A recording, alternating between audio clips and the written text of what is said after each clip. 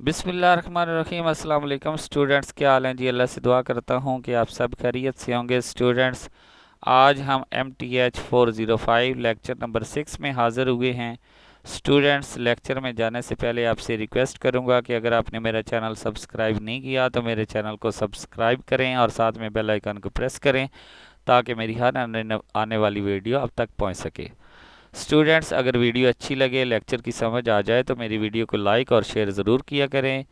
तो बढ़ते हैं अपने आज के टॉपिक की तरफ। हमारा टॉपिक है जी अबिलियन ग्रुप। आज हम डिस्कस करेंगे अबिलियन ग्रुप और उसकी कुछ प्रॉपर्टीज़ के बारे में।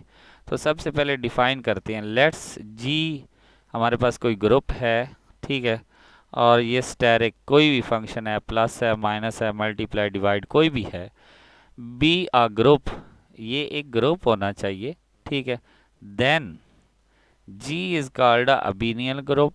फिर हम अबिलियन इस ग्रुप को, पहले तो ये पहली कंडीशन ये है कि ये ग्रुप हो। उसके बाद ये अबिलियन ग्रुप तब बनेगा या कमोटेटिव ग्रुप तब बनेगा, यानी कि अबिलियन ग्रुप का दूसरा नाम क्या है, कमोटेटिव ग्रुप। ये कमोटेटिव या अबिलियन ग्रुप तब बनेगा if the commutative law hold. अगर ये कमोटेटिव लॉ को होल्ड करता है, चाहे वो प्लस में हो या मल्टीप्लाई में हो। एक बात याद रखना कि कमोटेटिव लॉ हमेशा प्लस में या मल्टीप्लाई में होता है, माइनस में कभी नहीं होता, ठीक है। तो यहाँ पे वो कहता है विद रिस्पेक्ट टू स्टेरिक। अब स्टेरिक किस किस को शो कर रहा है, प्लस को या माइनस को या मल्टीप्लाई या डिवाइड को। लेकिन कमोटेटिव की बात होगी तो सिर्फ ये प्लस और मल्टीप्लाई को शो करेगा। ओके जी, यानी कि x प्लस वाई हो या y प्लस एक्स हो, आंसर सेम आना चाहिए, ठीक है। और x y का ताल्लुक किससे होना चाहिए, ग्रुप से होना चाहिए, ठीक है जी। अब हम आते हैं नॉन अबिलियन की बात। नॉन अबिलियन जो कि कमोटेटिव लॉ को होल्ड ना करता हो उसको हम कहते हैं नॉन अबिलियन, यानी कि x plus y does not equal to y plus x. Okay जी, ये तो डेफिनेशन थी दोनों की। आई होप कि आपको समझ आ गई होगी। अब चलते हैं जी एग्जाम्पल की तरफ।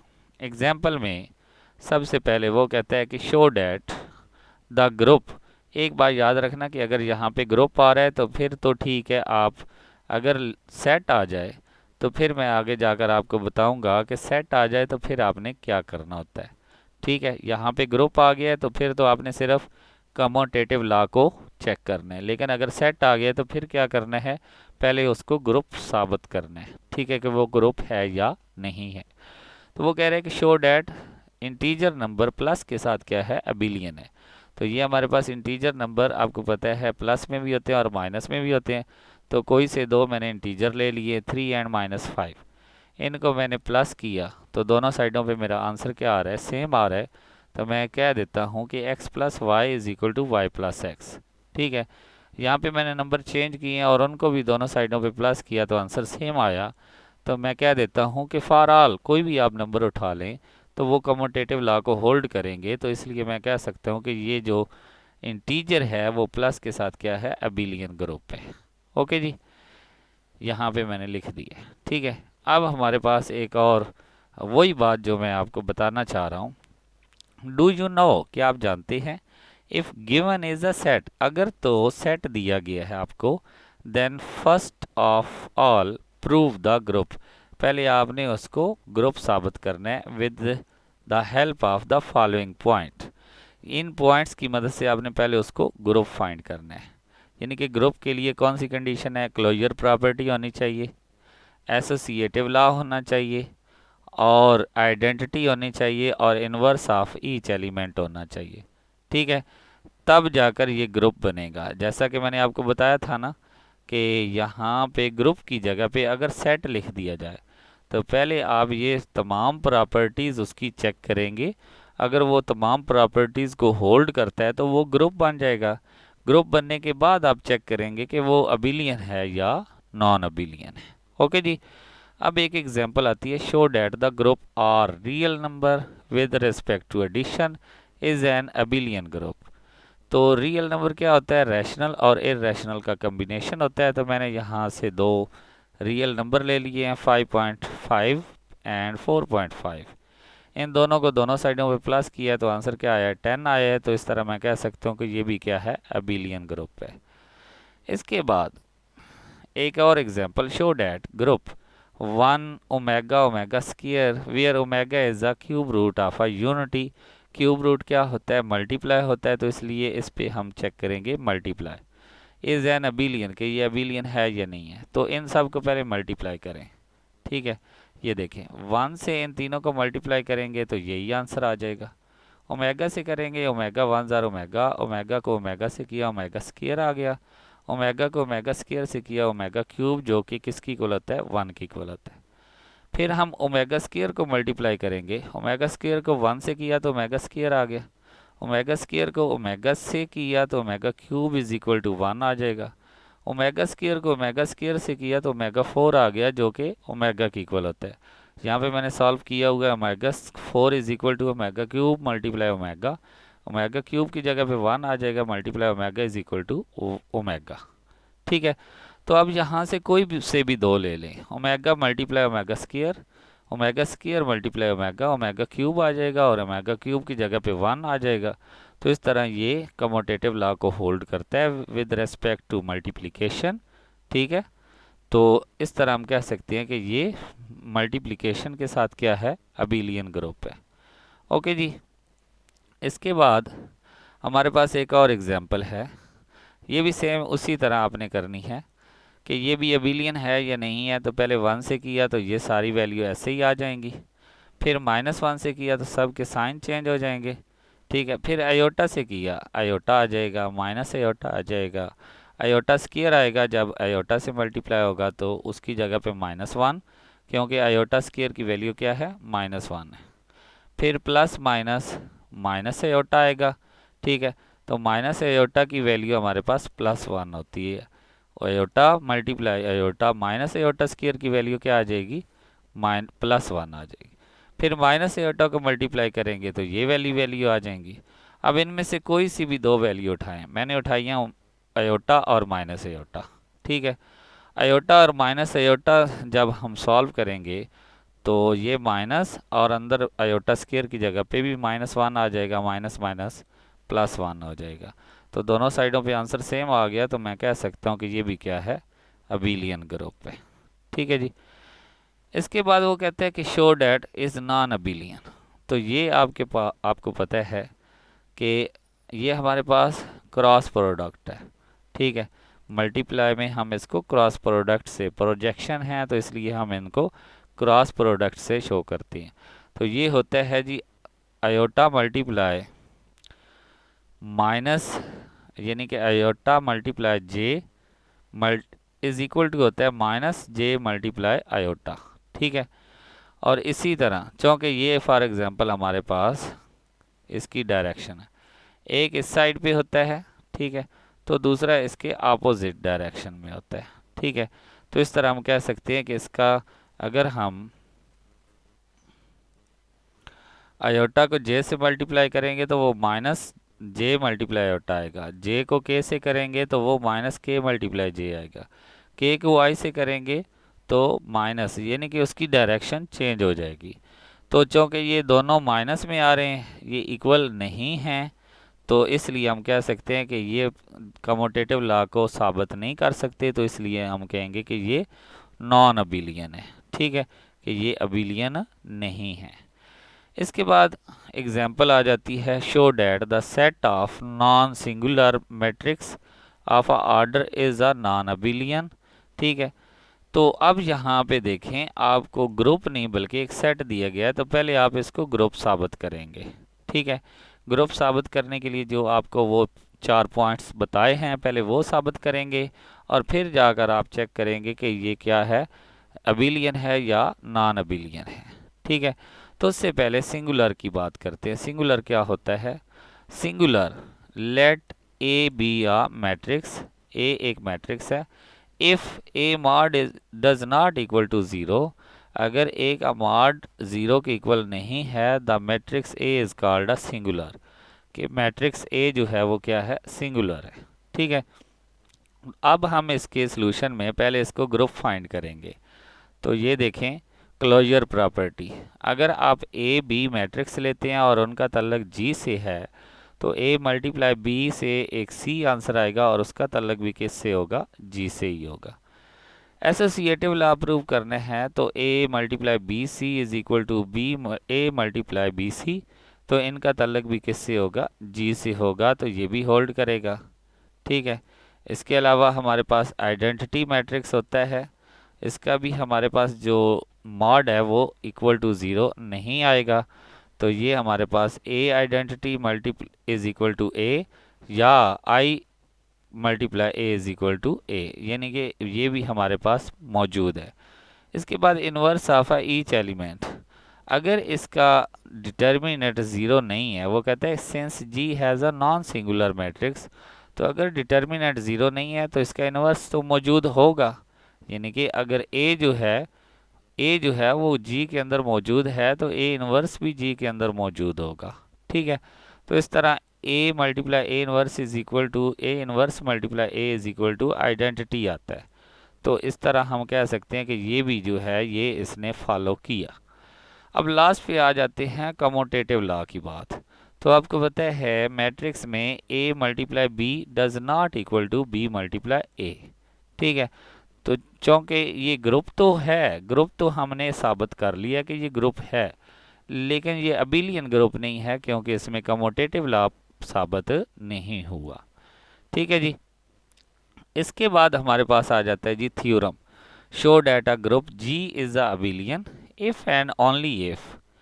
एक जी जो है वो अबिलियन ग्रुप कहेगा अगर ए बी का whole square is equal to A square B square हो for all a b in a G, यानी कि वो कहते हैं कि ए बी जो है वो जी के अंदर मौजूद है, तो आप बताएं कि अगर ए बी होल स्क्वायर हो is equal to A square B square हो तो साबित करें कि ये अबिलियन है। प्रूफ में हम क्या करेंगे, let G be an abelian group. Proof में हम ये कहेंगे कि जी जो है वो एक अबिलियन ग्रुप है। ठीक है, तो a B is equal to b a, अगर ये अबिलियन ग्रुप है तो ए बी और बी ए क्या होना चाहिए, इक्वल होना चाहिए। हमने तो ये साबित करना है। ठीक है, तो लेट्स कंसीडर हम क्या करेंगे, जो हमें गिवन दिया हुआ है A B whole square is equal to, आपको पता है इसको दो बार लिख सकते हैं। ठीक है, अब आप इसमें से ए को अलग कर लें और बी को अलग कर लें, तो दरमियान में क्या रह जाएगा, बी ए। ठीक है, तो ये हमारे पास बी ए और इधर बी। ठीक है, अब आपने क्या करना है, ए को ए से मल्टीप्लाई कर दें और बी को बी से मल्टीप्लाई कर दें, तो ये ए को ए से मल्टीप्लाई करेंगे तो ए स्क्वायर और बी को बी से मल्टीप्लाई करेंगे तो बी स्क्वायर, तो जो हमें दिया गया है वो तो प्रूव हो गया। ठीक है, अब हम इसके कन्वर्सली चलेंगे। कन्वर्सली कैसे, हमें जो गिवन दिया गया है वो हम लेंगे और जो हमने प्रूव करना है उस पे उसकी तरफ जाएंगे। तो इसको हम चूँकि होल स्क्वायर है दो बार लिख सकते हैं, इसको हम a मल्टीप्लाई ए और b मल्टीप्लाई बी लिख सकते हैं। यहाँ से a को अलग करेंगे, इधर से b को, दरमियान में रह जाएगा बी ए। ठीक है, इधर से भी हम a को अलग करेंगे और इधर से b को, अंदर रह जाएगा ए बी। अब हम पहले a इनवर्स से मल्टीप्लाई करेंगे दोनों साइडों पे, ए इनवर्स और ए इनकी जगह पे आ जाएगी आइडेंटिटी, इसी तरह ये भी ए इनवर्स और ए इनकी जगह पे भी क्या आ जाएगी, आइडेंटिटी। ठीक है, तो आइडेंटिटी आपको पता है जिससे भी मल्टीप्लाई हो आंसर में कोई फ़र्क नहीं पड़ता, यानी कि आइडेंटिटी को किसी से भी मल्टीप्लाई करें तो आंसर एक्स आ जाता है, यहाँ पे एक्स लगाना था। ठीक है जी, अब आपने क्या करना है, अब दोबारा आपने राइट्स कैंसलेशन में कैंसलिंग में क्या करना है, बी इनवर्स से मल्टीप्लाई करना है, तो ये बी इनवर्स से जब मल्टीप्लाई होगा आइडेंटिटी आ जाएगी, इधर भी बी इनवर्स से मल्टीप्लाई होगा आइडेंटिटी आ जाएगी। आइडेंटिटी को किसी से भी मल्टीप्लाई करें आंसर क्या आ जाता है, एक्स आ जाता है। ठीक है जी, तो इस तरह हम कह सकते हैं कि B A is equal to किसके आ गया, ए बी। सो ये प्रूव हो गया, कन्वर्सली भी ये आंसर इक्वल आया है, यानी कि पहले हम ए बी होल स्क्वायर को लेकर चले हैं तो हमारा answer A square B square आया है। अब हम दोनों साइडों को लेकर चले हैं तो हमारे पास answer b A is equal to A B आ गया है। तो हम कह सकते हैं कि ये अबिलियन ग्रुप है। इसके बाद हमारे पास एक और थ्योरम है, if a group G is such that a multiply A is equal to e. वो कहते हैं कि अगर ए को ए से ही मल्टीप्लाई करें तो आंसर आइडेंटिटी आता है। तो प्रूव करें कि ये क्या है, ये अबिलियन है या नहीं है। सबसे पहले तो ए बी एक दो नंबर ऐसे हैं जो कि किससे ताल्लुक़ रखते हैं, ग्रुप से ताल्लुक़ रखते हैं। ठीक है जी। एक हमारे पास है a multiply A is equal to identity, b multiply B is equal to identity. पहले हम इक्वेशन नंबर 1 लेते हैं, ए मल्टीप्लाई ए। ठीक है, तो इज इक्वल टू आइडेंटिटी लेंगे, दोनों साइडों पे आप ए इनवर्स से मल्टीप्लाई करें तो इसकी जगह पे क्या आ जाएगी, आइडेंटिटी आ जाएगी। Identity multiply A is equal to A inverse, तो यहाँ पे ए आ जाएगा और यहाँ पे ए इनवर्स आ जाएगा। यानी कि ए मल्टीप्लाई, ये वाली जो बात है, a multiply A is equal to identity तब भी हो सकता है जब ए और उसका इनवर्स दोनों क्या हों, इक्वल हों। ठीक है, ये तब ही मुमकिन है। अब आप दूसरे इक्वेशन की तरफ आएँ, उसमें भी आपने क्या करना है, B multiply B is equal to identity, B inverse से मल्टीप्लाई करेंगे, यहाँ पे क्या आ जाएगा, आइडेंटिटी आ जाएगी। तो ये किसकी इक्वल आ जाएगा, B is equal to B inverse. यानी कि ये भी तब ही पॉसिबल है जब b is equal to B inverse हो। ठीक है, तो फिर हम कह सकते हैं कि अगर b का इनवर्स और b इक्वल हो सकते हैं, a का इनवर्स और a इक्वल हो सकते हैं, तो फिर हम कह सकते हैं कि a b का दोनों का इनवर्स जो है वो भी इनके इक्वल हो सकता है। ठीक है, तो यहाँ पे हम कहेंगे A B is equal to A B whole inverse. तो a की जगह पे किसकी वैल्यू आएगी, ये A B whole inverse is equal to B inverse is equal to A inverse. ठीक है, तो आपको पता है ये वाली आइडेंटिटी आपने मैट्रिक्स में पढ़ा था। अब बी इनवर्स किसकी इक्वल है, यहाँ से देखें, बी इनवर्स जो है वो किसकी इक्वल है, बी की इक्वल है। तो यहाँ पे बी आ जाएगा। और ए इनवर्स किसकी इक्वल है, पीछे हमने किया, वो ए की इक्वल है। तो अब ये देखें, a B is equal to b a आ गया। तो ये कम्यूटेटिव लॉ को होल्ड करता है, इसलिए ये क्या है, अबिलियन ग्रुप है। इसके बाद हमारे पास एक थ्योरम आता है। थ्योरम में वो कहता है कि if each element of a group G is its own inverse. वो कहते हैं कि ग्रुप जी में हर जो भी एलिमेंट है वो अपने इनवर्स का क्या है, G is its own inverse, वो अपना ही इनवर्स है। Then show that G is an abelian group. फिर आप बताएं कि जी जो है वो अबिलियन ग्रुप है। तो हम कहेंगे कि ए बी अगर जी से ताल्लुक़ रखता है तो ए इनवर्स और बी इनवर्स भी किससे ताल्लुक़ रखता है, जी से ताल्लुक़ रखता है। तो यहाँ से देखें जो गिवन उसने दिया कि ए और ए इनवर्स दोनों क्या है, इक्वल है। इसी तरह बी और बी इनवर्स भी क्या है, इक्वल है। ठीक है, तो हमने ये शो करना है कि ये अबिलियन ग्रुप है। अबिलियन ग्रुप मतलब कि a B is equal to b a हमने शो करना है। तो a B is equal to किसके है, ए बी होल इनवर्स के, क्योंकि हमें उसने दिया हुआ है कि वो नंबर और उसका इनवर्स दोनों क्या है, इक्वल है। ठीक है, तो यहाँ पे आपको पता है जब इसको ओपन करेंगे तो ये A B whole inverse is equal to B inverse multiply A inverse. तो बी इनवर्स किसकी इक्वल है, बी की इक्वल है, यहाँ पे बी आ जाएगा। और ए इनवर्स किसकी इक्वल है, ए की इक्वल है, तो यहाँ पे ए आ जाएगा। तो देखें a B is equal to b a आ गया। तो ये थ्योरम भी हमारा क्लियर हुआ। इसका मतलब ये क्या है, अबिलियन ग्रुप है। ठीक है जी। अब हम बात करते हैं नेक्स्ट थ्योरम की। नेक्स्ट थ्योरम में वो कह रहा है कि if a group G has the 3 elements, एक ग्रुप में 3 एलिमेंट्स हैं और तीनों इक्वल नहीं हैं, तो क्या वो अबिलियन है या नहीं है। तो यहाँ पे पहले हमने उनको मल्टीप्लाई किया, आइडेंटिटी को आइडेंटिटी से किया, आइडेंटिटी आएगी। आइडेंटिटी को ए से किया, ए आ गया, बी से किया, बी आ गया। ए को आइडेंटिटी से किया, ए आ गया, ए को ए से किया, ए स्क्वायर, ए को बी से किया, बी ए भी आ जाएगा। और बी को आइडेंटिटी से किया, बी आ गया, फिर ए बी और फिर बी स्क्वायर आ गया।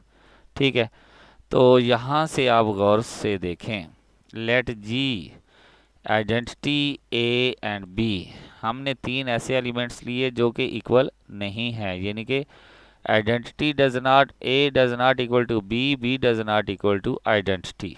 ठीक है, वो कह रहे हैं कि from the table it is clear that, जो ए स्क्वायर है वो भी किससे ताल्लुक़ रखता है, ग्रुप से ताल्लुक़ रखता है। देयर आर थ्री पॉसिबिलिटीज़, यहाँ पे तीन पॉसिबिलिटीज़ बन सकती हैं कि अगर ये तीनों इक्वल नहीं है तो फिर ए स्क्वायर आइडेंटिटी की इक्वल होगा, या ए स्क्वायर ए की इक्वल होगा, या ए स्क्वायर बी की इक्वल होगा। ठीक है जी। जी तो ये तीन पॉसिबिलिटीज़ बन सकती हैं, ए स्क्वायर या तो आइडेंटिटी की इक्वल हो सकता है, या ए की इक्वल हो सकता है, या फिर बी की इक्वल हो सकता है। तो इसको हम देखते हैं, इन तीनों को हम प्रूव करते हैं। पहले केस वन की तरफ आते हैं। ठीक है जी, केस वन में हम कहते हैं जी ए स्क्वायर आइडेंटिटी की इक्वल है। ठीक है, तो इसमें हम ए बी किससे ताल्लुक़ रखता है जी, ग्रुप से ताल्लुक़ रखता है। तो ए बी किसकी इक्वल है, आइडेंटिटी की इक्वल है, ये पहली पॉसिबिलिटी।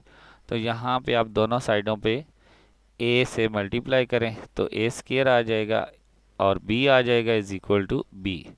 तो ए स्क्वायर अगर तो आइडेंटिटी की इक्वल है तो यहाँ पे आइडेंटिटी आ जाएगी, और A identity multiply B is equal to B आ जाएगा, और इधर ए आ जाएगा। इसका मतलब B is equal to A है। ठीक है, तो ये तो इम्पॉसिबल है, क्योंकि आपको पता है कि ये तीनों जो हमने एलिमेंट्स लिए हैं वो इक्वल नहीं हैं। ठीक है जी, ये तीनों एलिमेंट्स इक्वल नहीं हैं, तो ये तो पॉसिबल नहीं हो सकता, ये तो नहीं है। अब अगर A B is equal to A K है, ठीक है, तो दोनों साइडों पे फिर ए से मल्टीप्लाई करेंगे, ए स्क्वायर आ जाएगा, और ए स्क्वायर की जगह पे आइडेंटिटी लगाएंगे, तो ये हमारे पास फिर b is equal to identity आ जाएगा, क्योंकि इधर भी ए स्क्वायर है और ए स्क्वायर की जगह पे आइडेंटिटी आ गया। तो b इज इक्वल टू ए ई, यानी कि आइडेंटिटी, ये भी इम्पॉसिबल। ठीक है, अब आप ए बी को b की इक्वल रखें।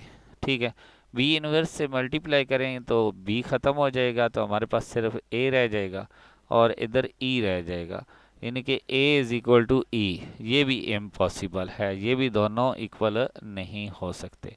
इसका मतलब केस वन जो हमने लिया है, केस वन, वो बिल्कुल दुरुस्त नहीं है, वो ख़त्म हो जाएगा। ठीक है, अब केस टू की तरफ आते हैं। केस टू में हम कहते हैं जी जो ए स्क्वायर है वो किसकी इक्वल है, ए की इक्वल है। ठीक है, पहले हमने आइडेंटिटी की इक्वल लिया, अब ए की इक्वल लेते हैं। ए की इक्वल लेंगे तो ए मल्टीप्लाई ए लिखेंगे। ठीक है, तो यहाँ पे हम दोनों साइडों पे इनवर्स से मल्टीप्लाई करेंगे तो हमारे पास आइडेंटिटी आ जाएगी, तो आंसर आएगा ए इज इक्वल टू आइडेंटिटी। तो ये भी इम्पॉसिबल, क्योंकि ये दोनों इक्वल नहीं है। ठीक है, तो दूसरा केस जो है वो भी क्या हो गया, रॉन्ग हो गया। अगर ये दोनों केस रॉन्ग हैं तो फिर हम कह सकते हैं, यानी कि ए स्क्वायर ना तो आइडेंटिटी के इक्वल है ना ही ए की इक्वल है, तो फिर हम यही कह सकते हैं कि ए स्क्वायर जो है वो बी की इक्वल है। तो अब हम क्या करेंगे, जो हमारे पास ग्रुप था, ग्रुप क्या था हमारे पास, उसमें हमने एलिमेंट्स लिए थे, एक ई लिया था, एक ए लिया था, और एक बी लिया था। ठीक है, अब चूंकि बी किसकी इक्वल आ रहा है, ए स्क्वायर की इक्वल आ रहा है, तो इस तरह हमारा ग्रुप बन जाएगा आइडेंटिटी ए और ए स्क्वायर।